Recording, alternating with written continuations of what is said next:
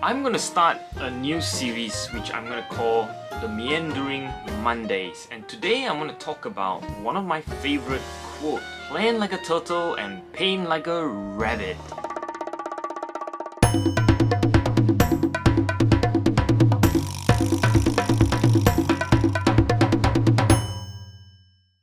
The thing about beginners is that you spend a lot of time painting. You just go somewhere, plonk yourself down, and you just take out your sketchbook and you start, vigorously sketch away.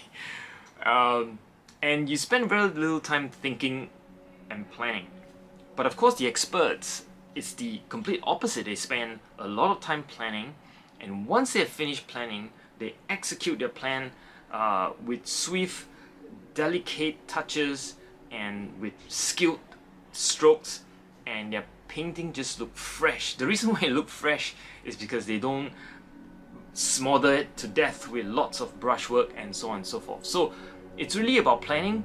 So plan like a turtle and paint like a rabbit.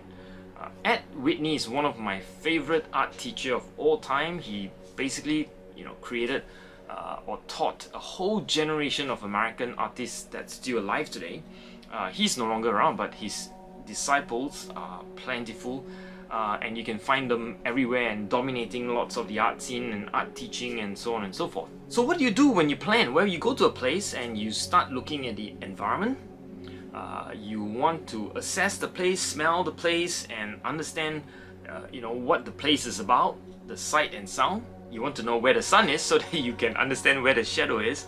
You want to know where the shadow is going so that you don't get burned when the shadow moves. And if you're going to spend an hour or 2 hours in a place, you don't want to get burned, right? Especially here in Singapore, it can kill you. You want to squint your eyes and you want to start looking at values, where the darkest dark, the lightest light, and maybe you want to shift that around in your head a bit from a composition perspective. But value is what you're observing. And then negative shapes. Look for interesting negative shape, the negative shapes behind the person, the figures, the negative shapes that defines the door or the house or whatever that interests you, and start observing those interesting negative shapes so that you can also incorporate it into your painting. Shapes, right? Like I said, negative shape, but of course shape itself is also very important. You want to look at all the interesting shapes that's available to you, that defines the place and defines the things that you're going to sketch. Composition, big deal, right? Look at how you're going to compose. Are you going to have an X?